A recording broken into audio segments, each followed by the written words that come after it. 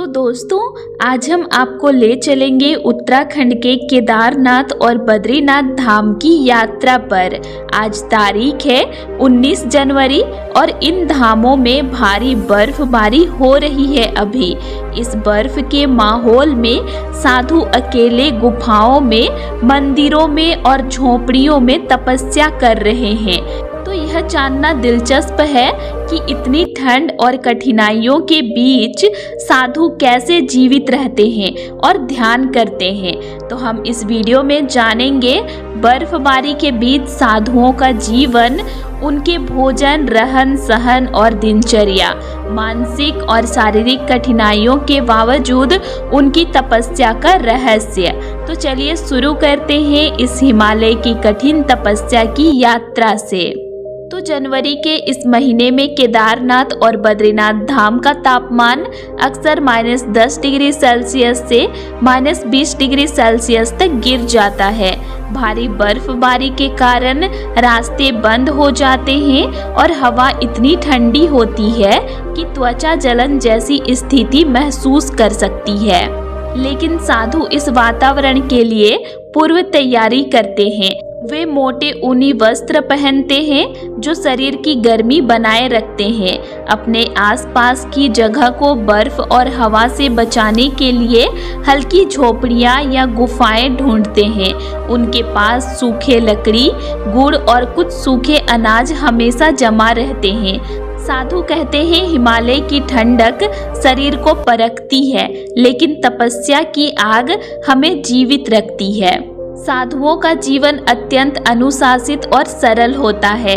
भारी बर्फबारी में भी उनकी दिनचर्या इस प्रकार होती है। सुबह जल्दी उठना, सूर्योदय से पहले ही जागना ताकि दिन के उजाले में जरूरी काम पूरे कर सके।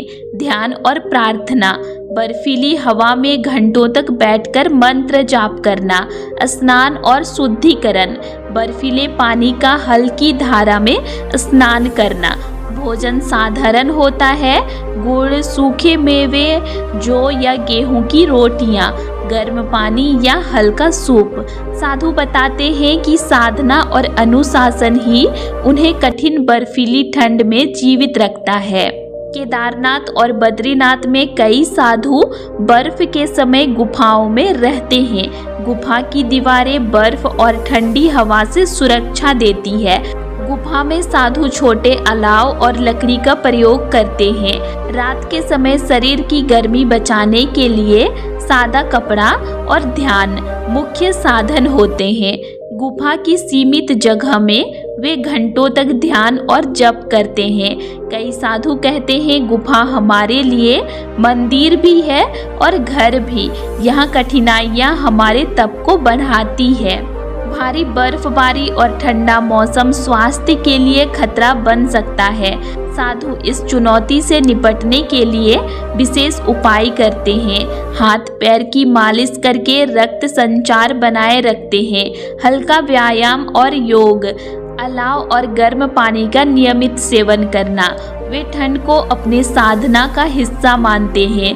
कहते हैं शरीर की कठिनाइयाँ मन और आत्मा की तपस्या को मजबूत करती है। भारी बर्फबारी के बीच सबसे कठिन हिस्सा है मानसिक चुनौती, अकेलापन। ठंड और कठिन जीवन परिस्थितियां मन को प्रभावित कर सकती है। साधु इसका सामना इस तरह करते हैं: एकाग्रता और ध्यान, मंत्रोच्चार और भजन। कठिन परिस्थितियों में भी सकारात्मक सोच बनाए रखना। वे मानते हैं कि साधना की सच्चाई मुश्किल परिस्थितियों में ही उभरती है। केदारनाथ धाम भगवान शिव का निवास स्थल है। भारी बर्फबारी में मंदिर तक पहुंचना कठिन होता है।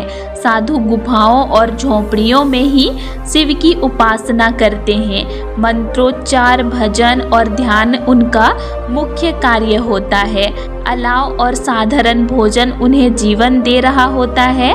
कई साधु कहते हैं हिमालय की ठंडी चुप्पी और बर्फ हमें भगवान के और नजदीक ले जाती है।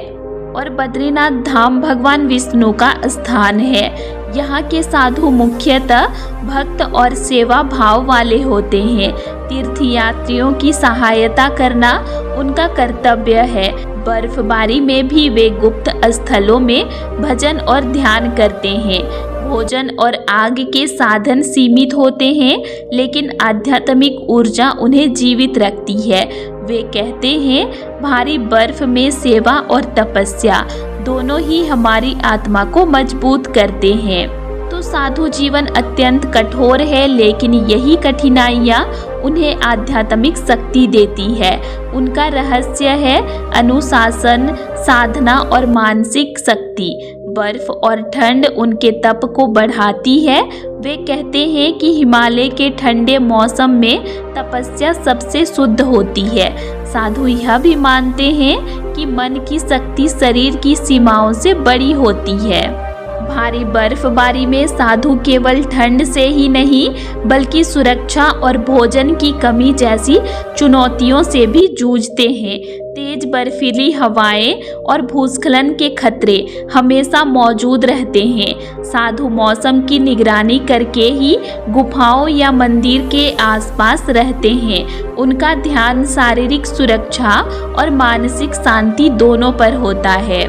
वे कहते हैं, हिमालय की कठोर परिस्थितियां हमें केवल शारीरिक रूप से ही नहीं, बल्कि मानसिक और आध्यात्मिक रूप से भी मजबूत बनाती है। यहाँ हर कदम सतर्कता और संयम की मांग करता है।